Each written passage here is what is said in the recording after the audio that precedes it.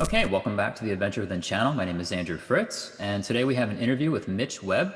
He is a leading nervous system and holistic health coach dedicated to helping high performers, entrepreneurs, and individuals struggling with chronic symptoms reclaim their health by addressing the root cause of dis-ease, unresolved trauma, and nervous system dysregulation.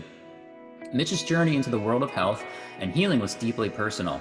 After enduring childhood trauma, a near fatal car accident at 20, and years of chronic stress, he found himself battling fatigue, digestive issues, anxiety, and persistent health struggles. Conventional medicine offered little relief, pushing him to seek answers beyond symptom management.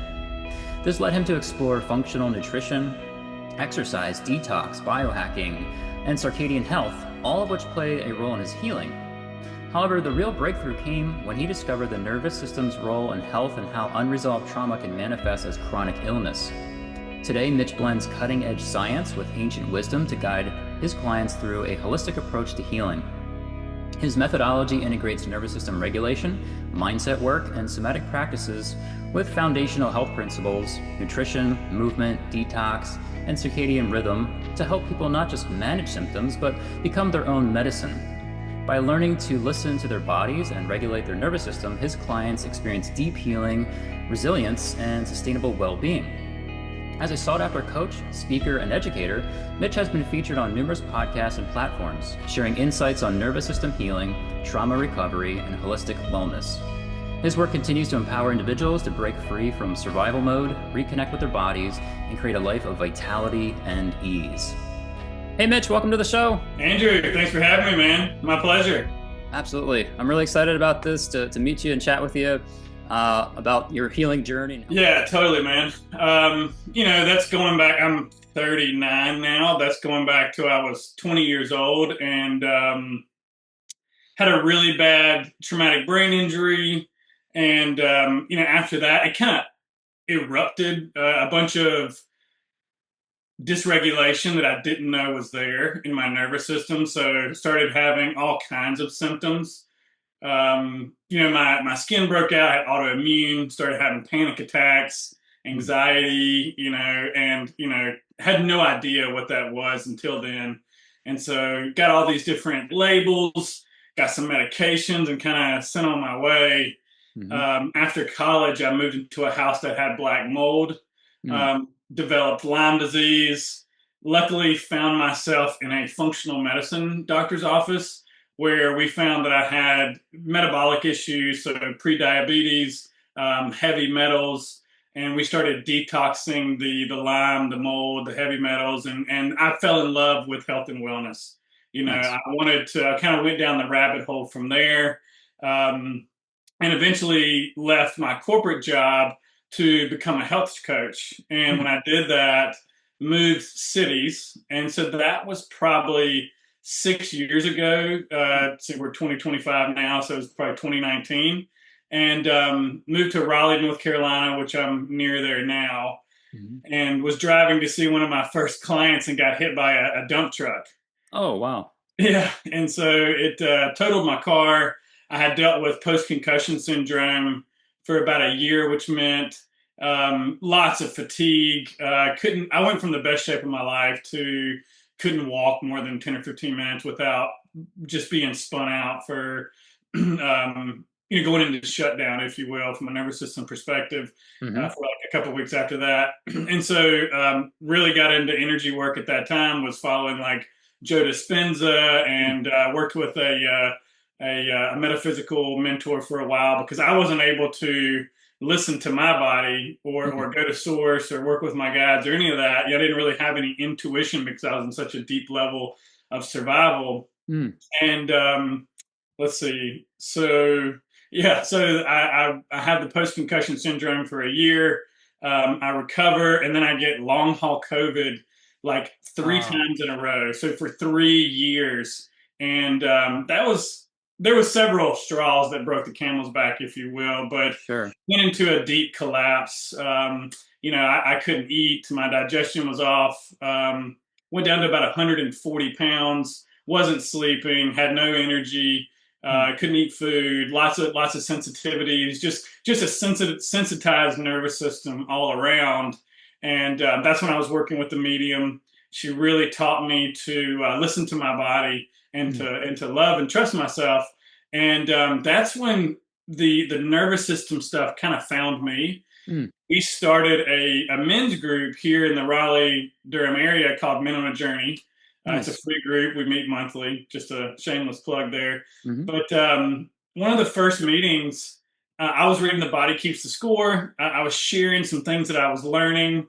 Um, and something in response to a question about my dad, I just had like a very toxic response to that. And one of the guys pulled me. I thought I was being cool, you know. Hmm. One of the guys pulled me aside. It's like, hey, you're reading that book, The Body Keeps the Score, about trauma. And I was like, yeah. He's like, that's you, man. Mm, And that was shocking to me. I'd never heard about trauma. hmm. Kind of like I'd never heard about anxiety when I first fell out of the window and went and got a diagnosis. I didn't know what that was. And so he connected me with a therapist. And fast forward, that's been probably 4 years, 3, 4 years now. And just got done with a mentorship with Irene Lyon, diving into nervous system and trauma healing, and basically discovered that there's a big connection to early developmental trauma for me that was unresolved. And Hmm. when I had that initial fall out of the window, it kind of all started to come out. So Mm, all the suppressed emotions and anxiety activation, I would say, was hmm. coming out. And over the last 3 or 4 years, I've been unpacking that. Really, about 2 years with her program, a year in the mentorship, and right away started being able to eat more food. Energy came back. Started working out again.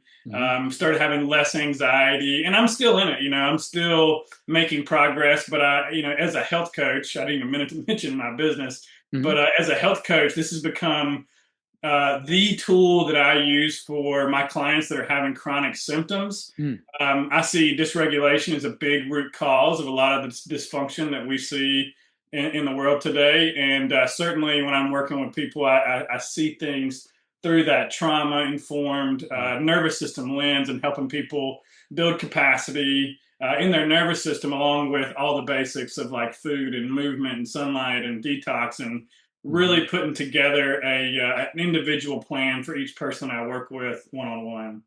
Right. Yeah. Wow. I have so many questions from that and more to unpack. Was that accident you had? Was that like a near death experience? Could you go more into that or what?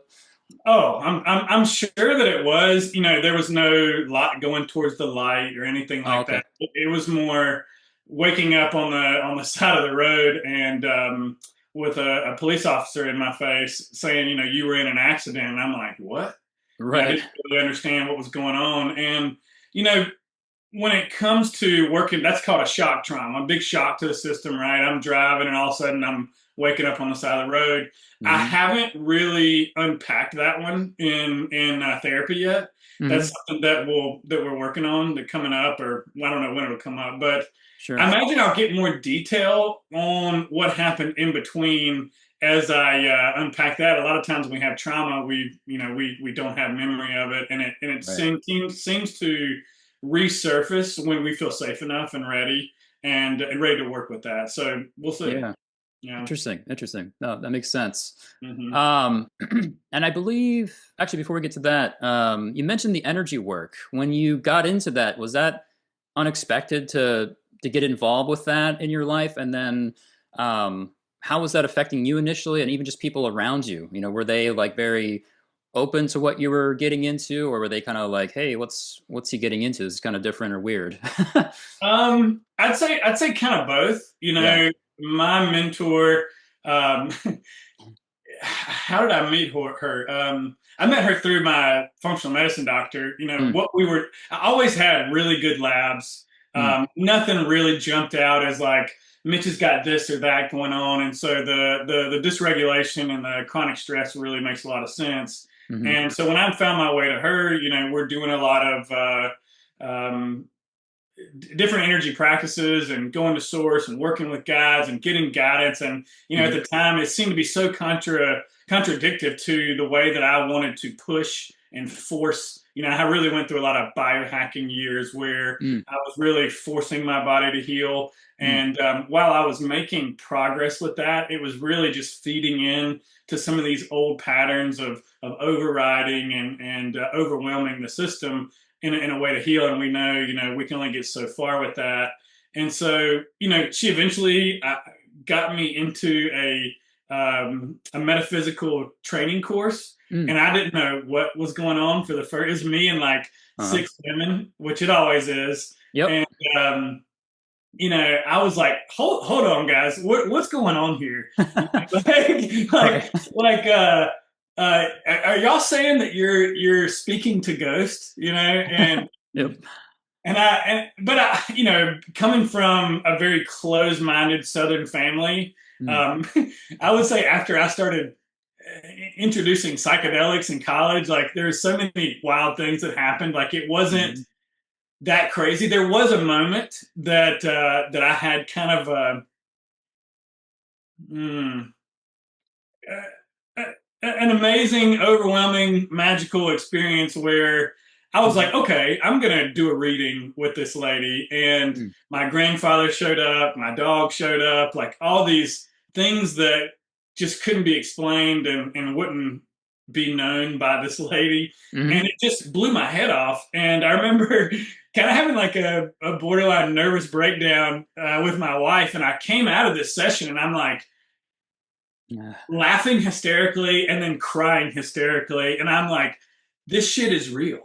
Right. And she's like, what are you talking about? And I'm like, I think ghosts are real, because we have movies and things that we're exposed to that can really shape the fear, I think that's why they're created, is to scare the shit out of us so Right. that, we're, and I learned that these things are not like gifts. They're things that all humans have, and they're Mhm, to be developed, and really started working on my intuition, and that's how I found my way to the nervous system work. That's how we mm, actually do.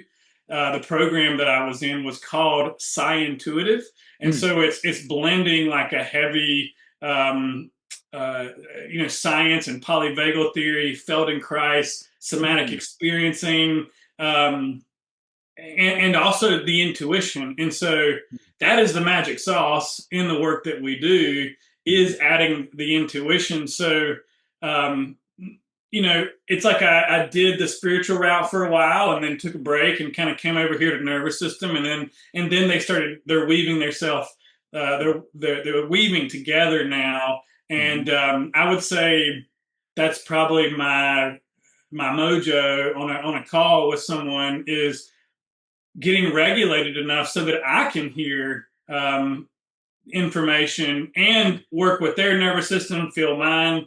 mhm. If we're in this kind of quantum field, there's always information being shared if you're ready to listen to it. And it's always kind of funny how it happens for me.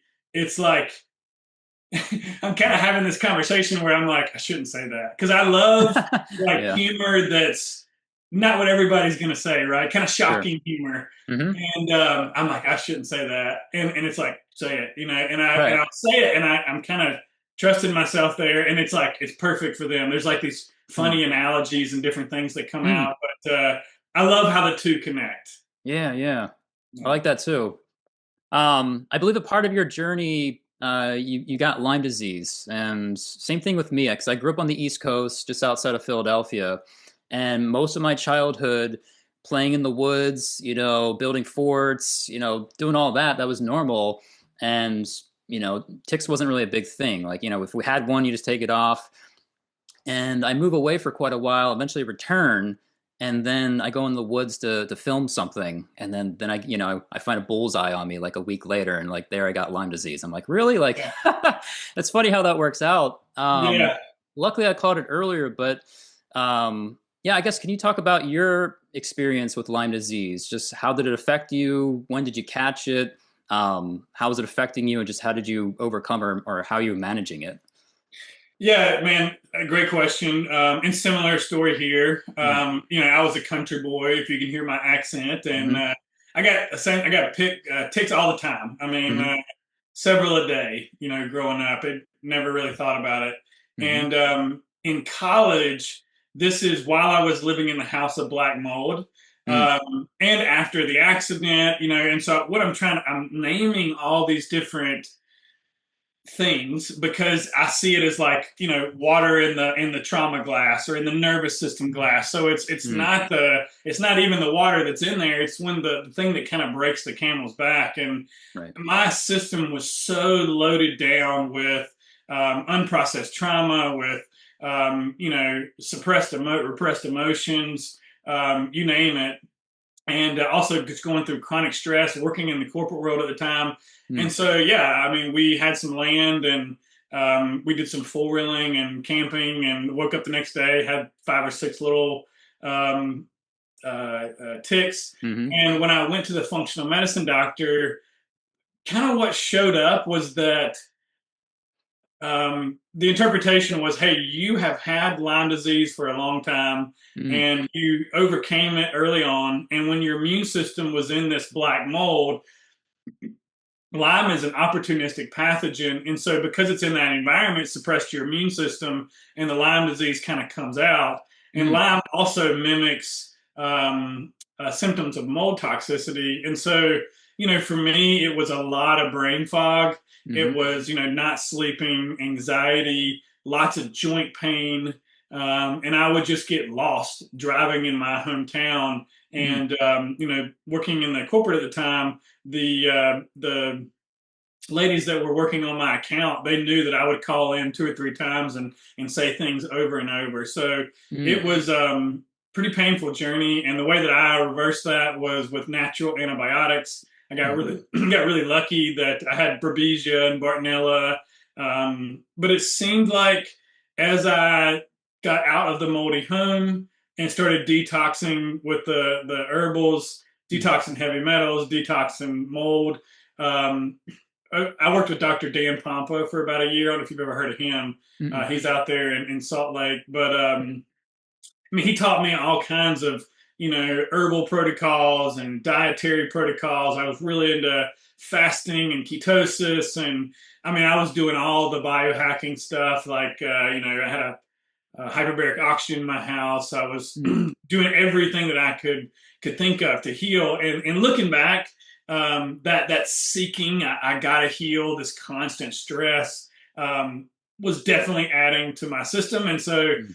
I was also 25 years old, so I could Right. handle a lot of stress. And like I said earlier, I kind of forced myself to heal at that point. Right.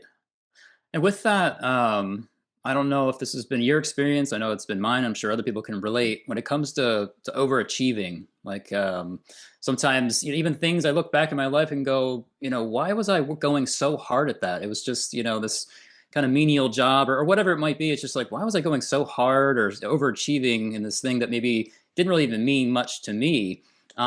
Is that something you experience in your life with being an overachiever? And I guess if so, maybe people you work with, why do you think people get into that mode, that overachieving or maybe trying to prove themselves in that kind of way?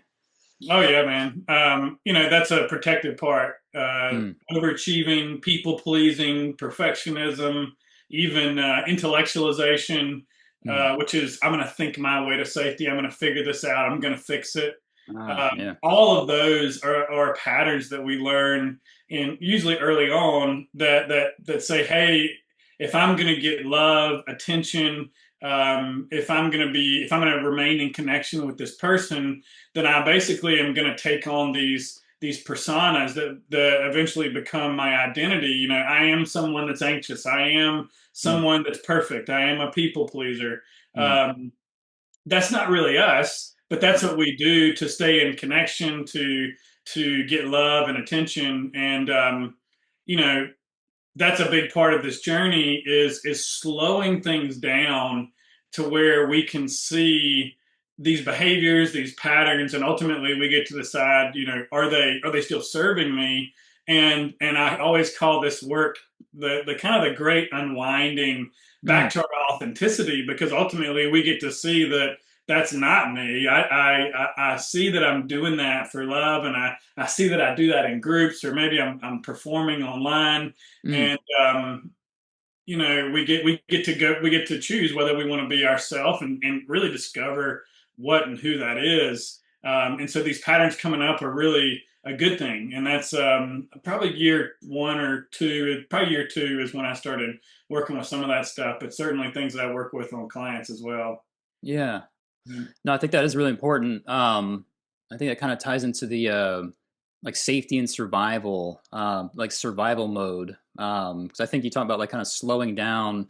I think sometimes maybe getting out of the survival mode can help us kind of slow down and pause and kind of reflect and kind of reset in a more authentic way. Oh, yeah. I guess can you from your perspective, like what is survival mode and how do people how do you see people like navigating themselves out of that mode? Yeah, survival mode. That's a good question. It's having those patterns on and saying, you know, I have to working out. We can work out in a way that supports our body, that allows us to move better and build strength, and it feels good.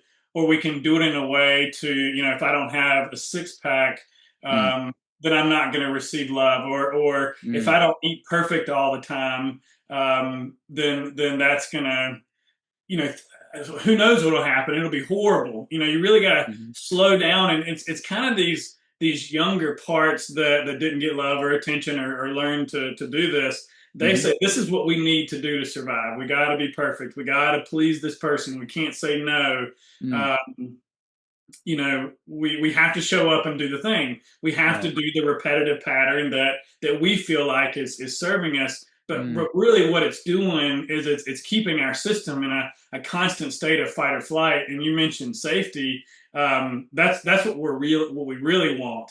And so we're not able. What we want safety comes from trusting ourselves, mm, but we're not able to do that when we have trauma because we have all this conditioning that says this is who I am and this is how I get what I want, and it's like I can't slow down. I gotta burn the candle at both ends. mhm, Rest is not an option, and coming out of survival mode. One of the analogies I give is like it's like being held underwater your whole life and mm, coming up for air and finally getting a breath. Because one thing I noticed coming out of that is we either come into this work feeling too much mhm, or not feeling anything at all, and so that would be a lot of sympathetic activation if we're feeling, let's say, active anxiety and things like that. And mhm, there's on the opposite end of that, there's freeze and a functional freeze, mm, where we're really in a lot of shutdown, and that's where we see a lot of autoimmune disease. And so coming out of that would be somewhere in the middle. And so those are the two extremes. mhm, And here in the middle is kind of I'm doing making a little window. That's mhm, kind of like our window of tolerance, and that's where we feel creative and we feel at ease. And one thing I was mentioning about my eyesight is everything just looks beautiful mm, because we're actually slowing down enough to take it in. And there's a term that we call orienting, and mm, that's a really good way to help us regulate. And it's really just um, coming into the moment using our senses with very slow intentional movement and building awareness of the present moment instead of being out here being in the future or mm, repeating the past. And even just recently, in the course that I'm in, I recognized that I was bringing some survival energy into my orienting. It felt good. It brought in some parasympathetic, but I was almost hunting for it, hunting for safety with mm, my eyeballs. And a really good tip that I got was, let it come to you. Find mm, something that's interesting that you like, and the listeners could do this with us now. mhm, Can you kind of feel your butt in the chair and feel what's supporting you? Maybe feel your back on the chair as well, mm, and then keep your awareness with your body, and then just slowly turning the head to look around your environment. Right now I'm looking out the window and there's two trees, and what I know about nature is that we are nature, right? And I see these two trees and it look like two legs going into the earth, and so I love that they're outside of my window because they remind me of groundedness, right? And that's an ah, energy practice that I'll do is just imagine if somebody wanted to ground, I'm kind of taking a detour here, but you Hmm. just imagine your feet, roots going into the ground, and that can help energetically ground us. And now I can kind of bring nature to me, recognize that I am nature, and how can I check out those two trees going into the earth, and how can I bring that into my body? And when I do that and I let it come to me, I'm not seeking it out. Hmm. Um, what happens in your body? And just what I noticed was, yeah, the orienting a little bit more with more intensity with survival. Hmm. It felt okay. It felt better than staring at the screen. Right. But I noticed when I let it come to me, that volume of the parasympathetic, the ease, if you will, increases significantly, and Hmm. I can feel the pressure behind my eyes relax. Hmm. And so, real simply, being in survival is just being on edge, fighting for your life, whether that's conscious or unconscious. And then Hmm. um, coming out of that is just having more safety and trust, and knowing that, hey, what goes up must come down, that I'm going to be okay. Um, One of the things I'll ask my clients is, this sensation, maybe somebody's having a tough time with a sensation or an emotion, and Hmm. what if we knew it would go away tomorrow? How would you act differently today? And Hmm. and how could you nurture yourself today, knowing that tomorrow, it may or it may not go away, or it may go away.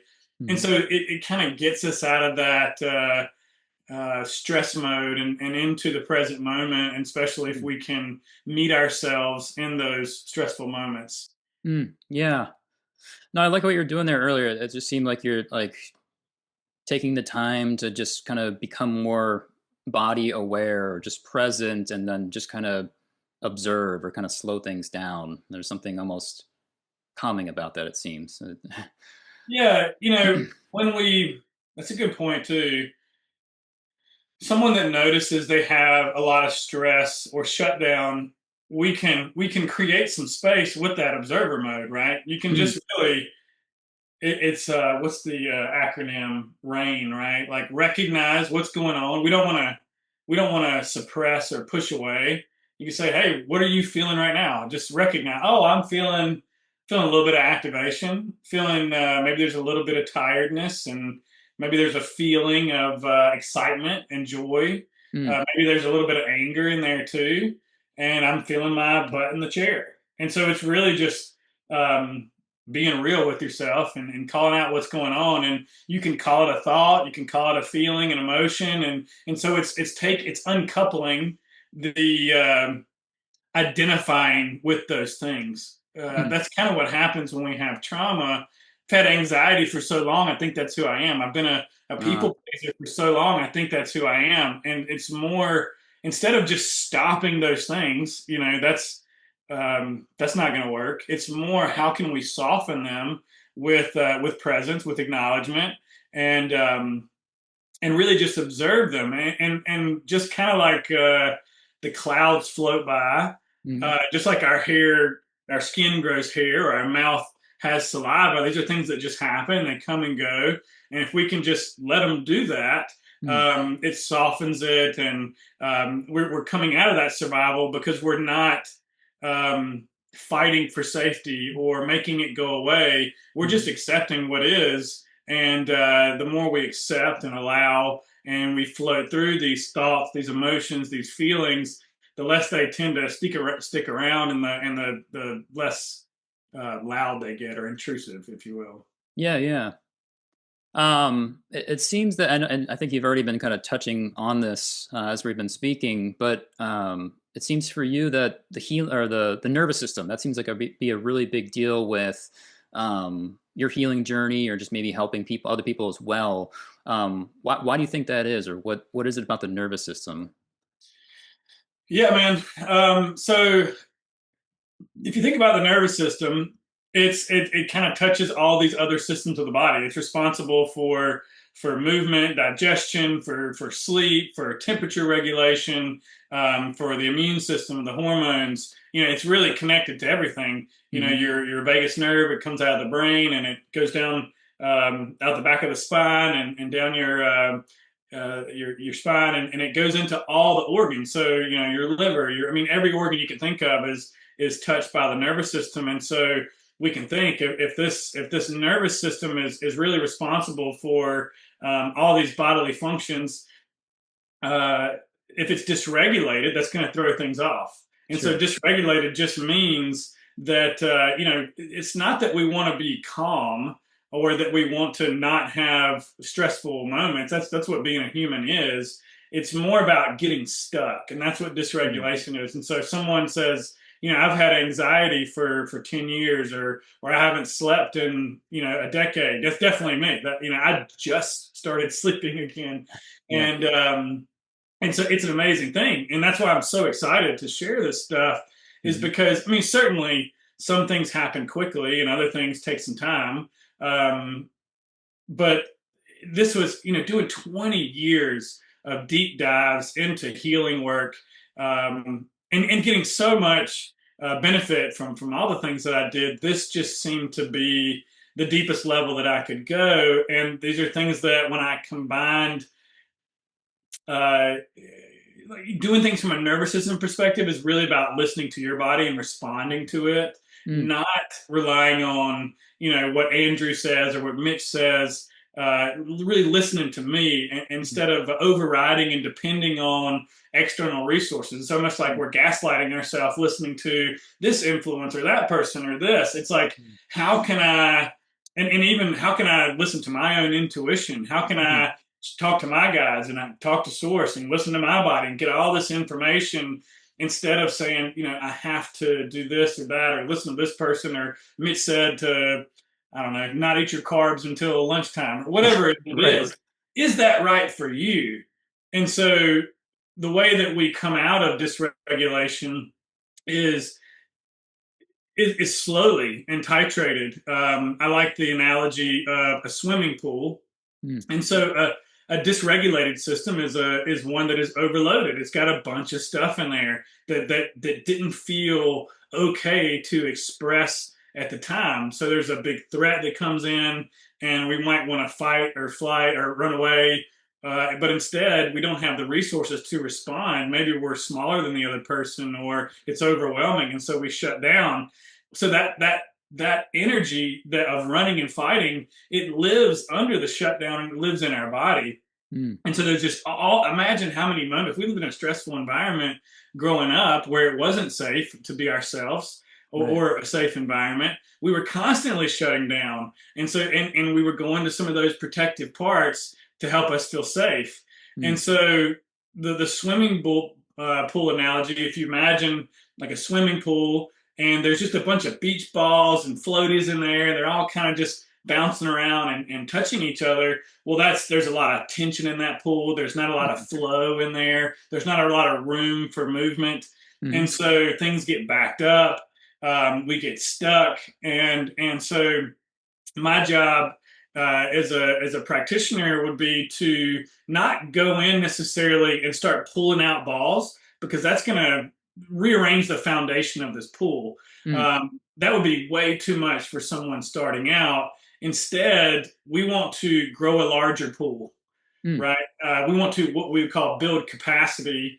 And that can also be like in a reference to the gym. If I was working with a client, they're not going to go in and deadlift 500 pounds Right. day one. We're going to figure out where they're at, and Mhm. we're going to gradually increase over time.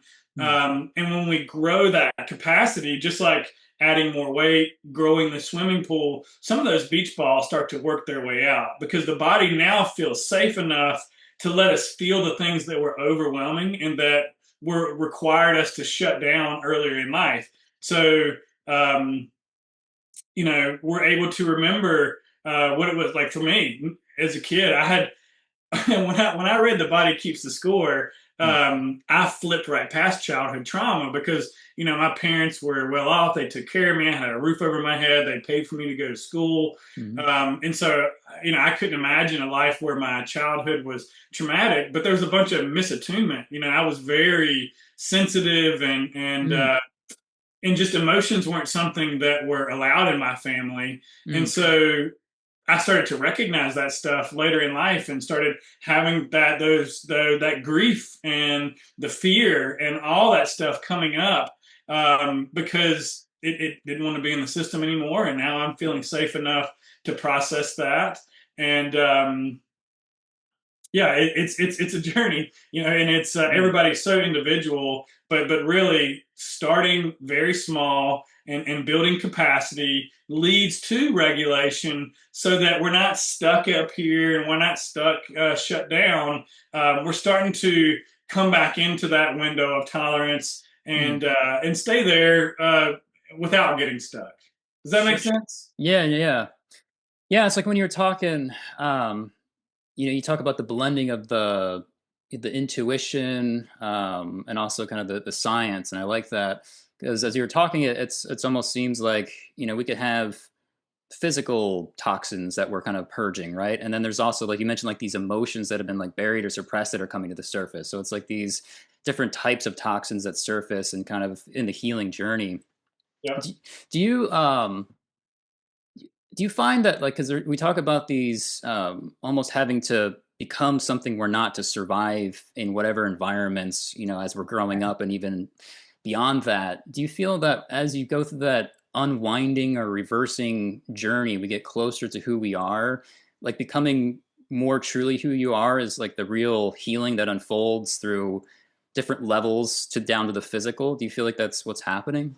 Oh, absolutely. Yeah, that's what I said earlier. It's like the great unwinding back to Yeah. authenticity, back to self, out of the conditioning that says, this is how I have to be to be loved, and really getting to recognize, like, we would call that like learning to follow your impulse. Mm.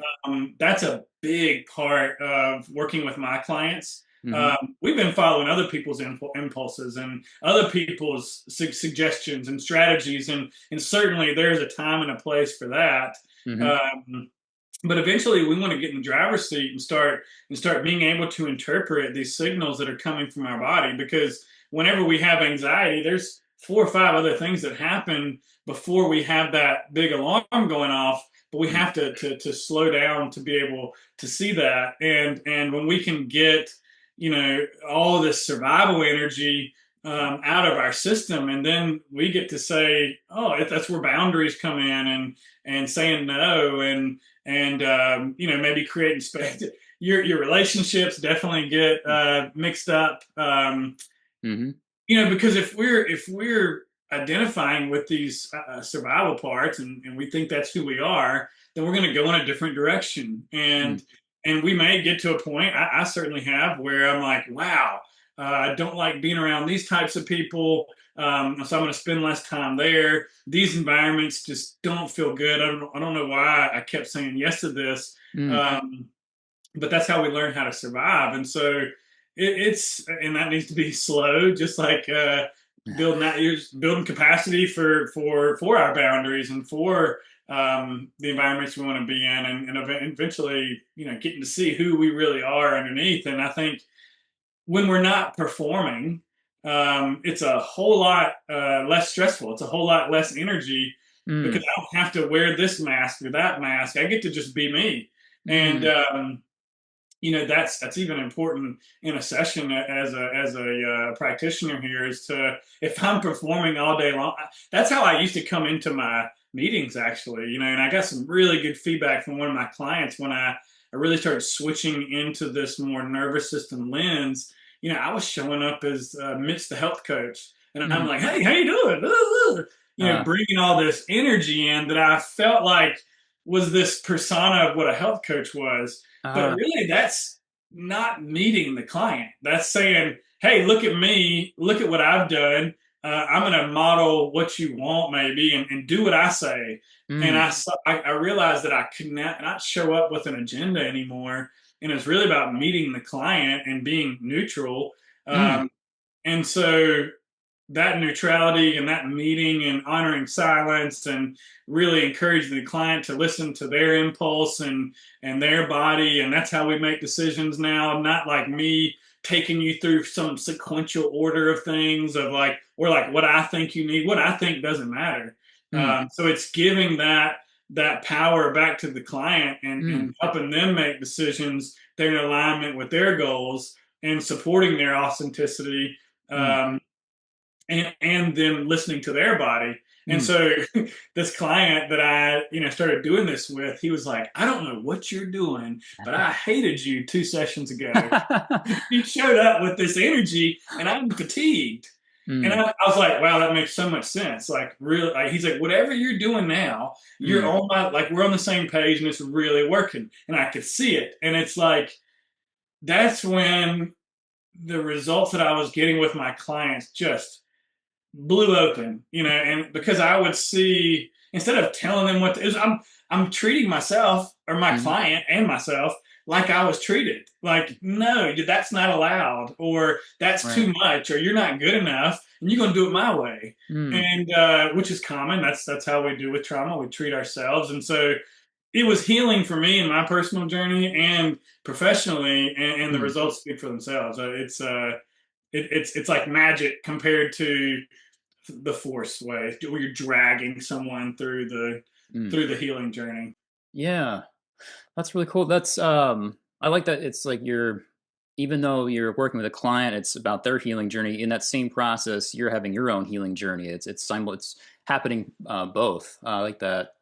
It almost sounds like it requires almost more effort or like more energy to hold up these masks of who we're really not, as opposed to, and that probably causes more issues, or just as opposed to, whoa, I could just be myself. Like it sounds like it's more energy in trying to hold up these images of, oh, this is who I am, this is who I am, but it's actually not.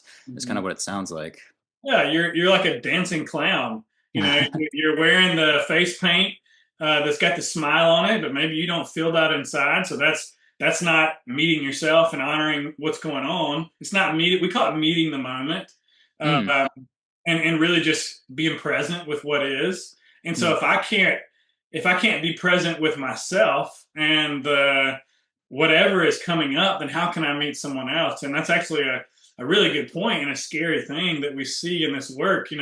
Somatics is a big word right now and a hot topic. And so you got all mm, these influencers that are doing these like quick. It's not quick. That's why it's not mm, sexy. They're doing these 30-second protocols or 30 days to healing stuff. And how do you know that that's what that person needs? It right. can really hurt someone, as opposed to meeting them where they're at and going slow and showing up and holding that safe space in that Mm, container, instead of going, hey, let's get there today. And right. that would be feeding into their patterns. I want this big, this was me chasing like this big cathartic release in this moment that like everything clicks. Mm, Doesn't happen like that. And if you're going after things like that, you're going to get your butt handed to you. And I've certainly had weeks and months where I'm just wiped out and tired from doing it. It took a lot of months and years to learn to see that. And mm. yeah, again, being the dancing monkey or the dancing clown, like that, yeah, it's exhausting. Yeah. You kind of answered one of my questions. I think I was going to ask, like, kind of what's a big misconception around the healing journey, and sometimes whether it's someone that's wanting it or someone that's trying to help someone else get there, that it's this. Sometimes I feel like there's this, like it's going to be perfect, or it's going to be fast, or it's all rainbows and sunshine. And from my personal experiences, it's quite messy, and it takes it's this long journey. I find. Is that what you have experienced or see in other people? Yeah, I mean, I think that's what Earth is, right? It's like Yeah. this. It's this place we come to learn lessons, and you can let it drag you, or you can be present and start accepting and allowing and working with. One big thing that I had to learn is that nobody's gonna come to save you. Mm, You're the savior. It's mm, like you want to. What's the quote? It's like if you want to meet someone that's going to radically change your life, like look in the mirror, yeah. And so I had to learn, like, I have great mentors and friends now in this work, and they're all around me. And and I'm helping clients as well. And so it's always kind of in the environment. Um, and it is a journey. Um, Hmm. but you have to, putting your faith that the whole what you're looking for is safety, and so that comes down to trusting yourself and Sure. and not chasing these big cathartic releases or putting all your faith in somebody else. If you're going to do that, do it for yourself. Put it in you. Hmm. Yeah, I agree a lot with that. Going back a little bit, you were talking about sleep, and I think that's a huge component with. I mean, for example, last night, I didn't get as much sleep as I needed, so that Mhm. affects this entire day. Unfortunately, that's just what happens. So I think it's a big plays a big role in kind of how you'll feel the next day or even the coming days. Because I've worked jobs in the past where if I'm working a normal routine or a regular schedule, and then suddenly I got to come in at 2 in the morning and do a 12-hour shift, it takes me days, if not a week or so, to like recover from that. So yeah. So I feel like that's really unhealthy. So I try to move away from that. Yeah. So you said you're still kind of working on sleep, and it kind of seems like it's changed for you. Can you just talk about the role of sleep and healing and health? Whew, yeah, man. Is that That's a another tough. episode? Yeah, yeah. I mean, gosh, if you got me a year ago, I'd probably rattle off a bunch of like sleep hygiene and biohacking tools and supplements, Mm, and for me, that was me controlling my way to safety. mm, And I'm really grateful that I had those tools. I even just got off of medication or lowering that significantly to where I haven't used that in a while, mm, just recently, and that can shift. mm. And it certainly has in the past, but it's been on a really good, knock on wood, um, role here recently.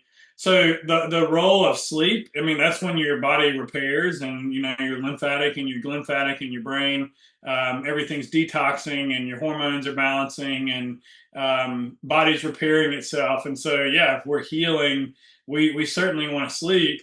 And for those people, I mean, a lot of people that are going through chronic symptoms, they're not sleeping, Mm, and you can hear this message of you got to sleep 7 or 8 hours a night, and you got to do all these things that are perfect mhm, to get sleep. And man, I just having this image come up of when I was living in the house with black mold. When my sleep stuff happened, it's when I started tracking my sleep. And I remember getting like a sleep score of like 95. And mm. I'm like, how can I get 100? And I Oh, just got obsessive about that. And my sleep went to shit from there. And so, you know, I always tell people to back up, and know that even if you're getting 2, 3, 4 hours, it's still sleep, right? And mhm, any time that you can rest and lay down, your body is repairing. It is mm, recovering, but not if you're, it's hard to if you're, telling yourself you're lazy, or mm, you're looping thoughts about how bad you're catastrophizing, how bad tomorrow is, or you're mm. um, hyper vigilant around your sleep. And what's the word I just learned? Um, it basically means like, what's wrong with me? How can I figure out what's wrong, and how do I Ah, fix that? And dude, we live in a world that's constantly on, and we got artificial lights, and we got social media, and we got stressful jobs that we're never allowed to rest, and we're shamed for actually resting. And so uh, yeah. it's really unwinding a lot of that perfection tendencies, and accepting that there's going to be nights that I'm not going to sleep good. And instead of like, that's when it gets the worst, is when you've had multiple nights and you're like, oh my God, tonight's going to be horrible. Well, Yeah. yeah, you have those thoughts. Like you're going to be more likely to have another bad night of sleep. So can we accept that, that I'm not going to sleep good tonight, and that's okay. I'm not going to die. And the more safety that we bring on, and trust that even if I don't sleep, I'm going to be okay. Certainly the grip of the fear of another bad night seems to get better. And there's lots of tools and things that we can look at to to support that as well. But I found that the less focus I put on sleep, the better it gets. Mm. Um, Yeah, I agree. I think that's, yeah, we are sometimes, and I catch myself, don't, where you're just focused on this narrow viewing of what's wrong with me, and trying to go into solving and solving and solving and not seeing kind of a bigger or broader perspective. Um, right there. So it's like a little brain retraining mm, can help there. Certainly something that I've been getting into recently, and it's like, okay, let's recognize that I'm having this thought that's scaring the crap out of me about sleep, and what's that feel like in my system to believe that? mm, Feels like shit, right? and, yeah. and so, in the absence of that thought and the acceptance that I'm a human, I know my body knows how to sleep. Mhm. And man, I would have fought you tooth and nail for about 2 decades on that. Yeah. Who am I? Mm, So, without that thought, who am I? And so, can I put that thought on one of those clouds mm, that's floating by and just know that's just a thought. mm, Thank you, brain and nervous system for trying to protect me. I hear you, mm, and you're scaring the shit out of me, and it's not fun. So let me just let that thing go, and if it comes back, that's fine. And mm, also realize how much energy are we just giving away by focusing on the future. And if you mm, notice yourself doing that too, can you just kind of call that back? I think of like qigong, right? Can I mm. bring some of that energy back? I'm leaking energy all over the place. No wonder I'm tired and wired, and when I get in bed at nighttime, my head's going a million miles an hour because I've been thinking about it. It's been under the radar, and I've been avoiding it, pushing it away, building a lot of fear. And when we finally meet that at the end of the day, yeah, the mind's going to be like, oh my God, I've been wanting to tell you all these things about Right. your sleep. Or maybe you're like me and you're like, Mr. Fix It shows up, and Mr. Fix Mm, It is like, okay, I'm going to, go into this elaborate 3 hour bedtime routine where I'm doing all the right things. I've created my little princess room, and I'm taking all the supplements and I'm down regulating. And why can't I go to sleep? right. It's that planning and that fixing, and there's no trust there. Mm. Yeah, almost sounds like more effort and with that, and then the perfection around it, I guess. But when you're talking like sounds like instead of like the clouds, instead of feeding them, like feeding the negative thoughts, you said the kind of like pulling your energy back to yourself instead of giving it away to something that's not really serving you. Is that kind of Yeah, how? and we're recognizing that they're just thoughts, and Mm, that we can let them pass, and mm-hmm, that the storm it's going to wear itself out if you quit feeding it. mm, So right. so it's like if you're imagining, this is a nice little exercise. If you're imagining like a blue sky, there's some white clouds, there's some dark clouds, right? And they're all moving. But if we like just want to the dark cloud, the more we Yeah. the more we resist it or we attach ourselves to it, the Mm, more it feeds itself. The darker it gets, the bigger it gets. And like, damn, it's been raining for it's a monsoon for yeah. like 2 weeks. Well, yeah, dude, you're like chained to that cloud, and that makes Mm, sense because it's a threat, and it's but it's constantly that constant threat. Our nervous system is not getting those signs of safety, and it's just bracing for the next, horrible event, and keeping us in fight or flight, which drives inflammation and keeps the brain exhausted. And so we wake up in the morning, and man, I did sleep 7 or 8 hours, but I'm freaking exhausted. mm, And that can be a bunch of different reasons, but mm-hmm, yeah, man, the less we can attach meaning and obsess over it, and we can just that's a thought. I'm having a thought. I'm having a thought about something that's scary, and it's about sleep. So thank you, and I'm gonna let that go. And you might have to do that 100 freaking times, and you may feel like a right. crazy person, but that's the work, And eventually, it wears itself out, and you're like, huh, man, I'm not having that thought as much. Mm-hmm. Yeah, that makes sense. I like that. Wanted to shift gears towards vulnerability because I think sometimes being vulnerable is almost necessary in the process of of healing. You got to really kind of just open up and, like you said, kind of be real with yourself, whatever's going on. Um, but I often think with vulnerability, it's also sometimes viewed as this negative thing, and maybe even with, especially with men, like, oh, we shouldn't be vulnerable. We got to be, hardened and tough, and have that kind of um, that mask of who we should be as a men. Um, I guess what's your perspective on vulnerability? What? Oh man, I love it. We can't do this work without being real with ourselves. If I'm gonna constantly perform and paint this picture that I'm perfect, well then why are you here? Mm, Not like I guess I'm thinking about that in more of like a session. hmm Like I'll certainly get get clients and stuff.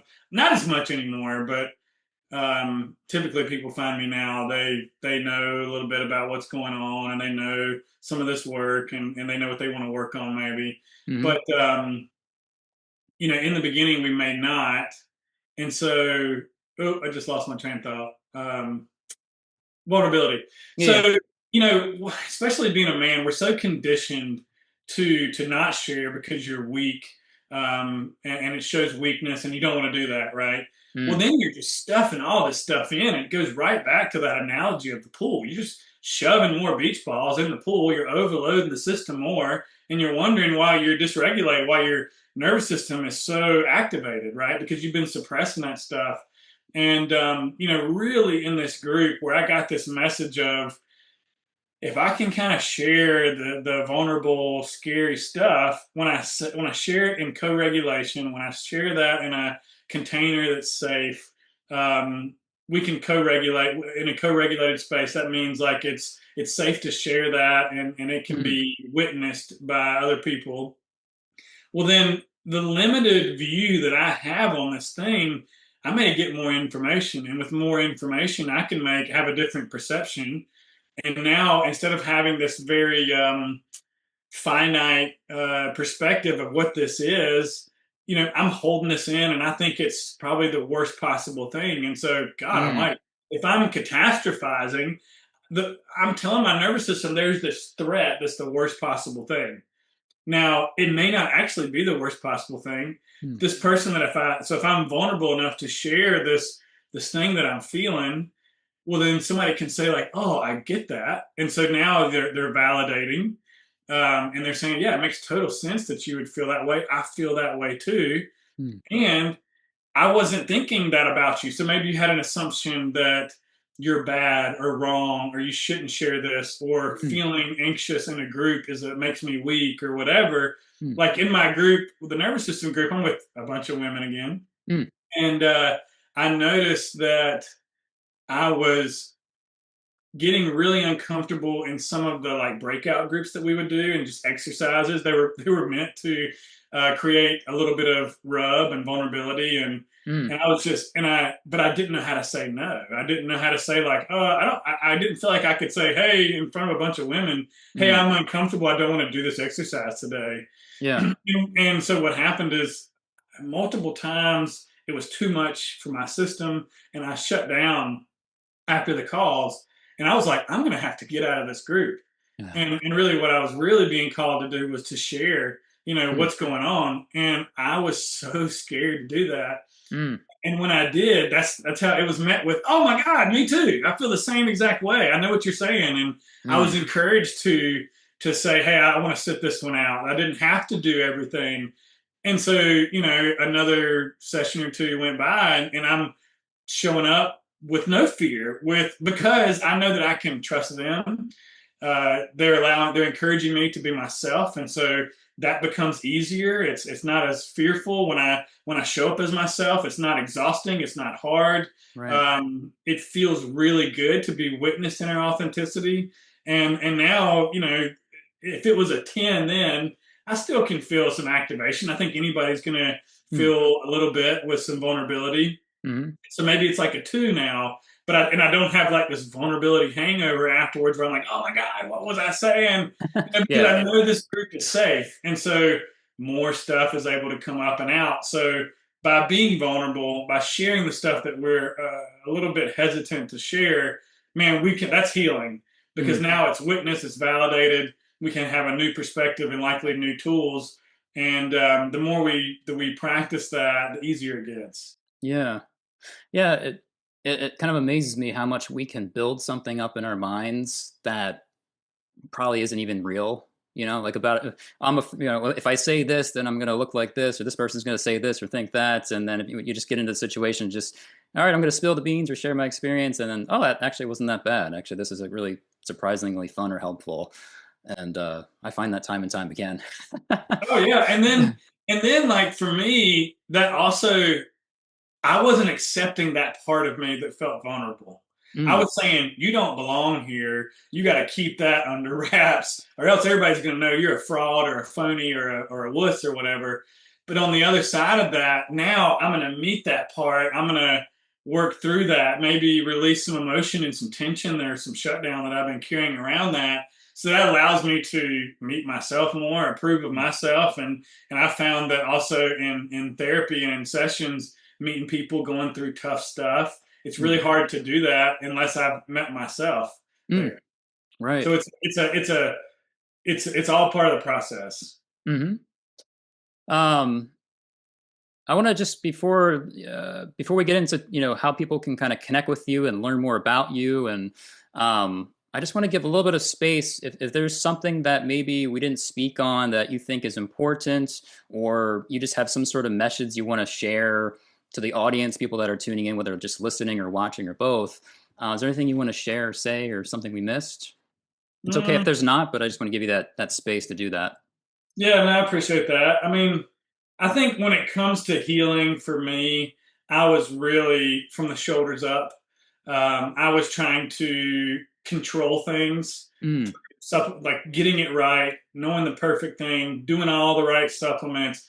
I mean, and all the things that I teach as well. The detoxing and circadian rhythm. And man, if you're doing that from a place of I have to do this and I'm controlling this and it's not fun and enjoyable, that's an impulse to say, hey, let's shift, let's do something different. And so mm, ultimately, this work it comes down to listening to you. So I've given lots of examples and some mm, little bit of tools and tips here, mhm, but like it's not meant to be repeated.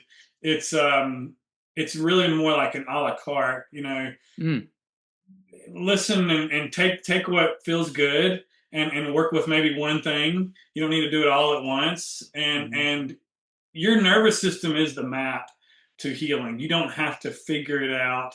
You mm, just got to show up and with presence, with allowing, with acceptance, your nervous system will be your map. And, for those that are looking to do this on their own and get started, I mhm, love recommending my mentor's courses. She has a 21-day course. mhm, Now it says 21 days, but you want to go slow. It took me 6 months. mm, Um, and then she has a smart body, smart mind. That's mm, 12 weeks. That took me a year. mm, Some of the best stuff you can do at home. It's titrated. It's a lot of education. A lot of times when people want to come work with me and they can't afford as much, that'll mm, be somewhere that I'll point them to because mm, they can get so much education, which is you have to learn this stuff, mhm, and they can get a lot of practice, build capacity, learn the language, and mm. then that's when I want to see them to Ah, kind of work through some of the next steps of building capacity and regulation. Um, but yeah, it's all about listening to your body, doing what you want to do, following your impulse, and I would say safety first. nice. Yeah. Um, so could you just maybe briefly just talk about what you offer currently, and then how do people find you and work with you? Yeah, yeah. Thanks, man. Sure. And it's been a pleasure chatting with you. Yeah, you as well, for sure. I appreciate you having me on. Yeah, so right now I'm doing one-on-one coaching. Hmm. I work with clients at per session. Hmm. We can do monthly packages and get some discounts there. Hmm. But I'm really just meeting people where they're at. My Hmm. my goal is just people. We spend a lot of time getting clear on what they want and where they want to go, and then reverse engineering it from there, and really going with low hanging fruit. maybe people need the basics of learning nutrition and Mm, learning how to move properly in a way that's not punishing or restrictive. mm, Maybe there's some detox involved. Maybe there's circadian rhythm stuff that we need to learn. And then moving into more nervous system building of capacity and regulation. And a lot of my clients, they come from the world of chronic disease and symptoms mm, like that. And so we really want to go slow. We don't want to do too much. We want to meet them where they're at. mhm, And we tend to meet once a week or every other week, something like that. And it's amazing to see um, my timeline.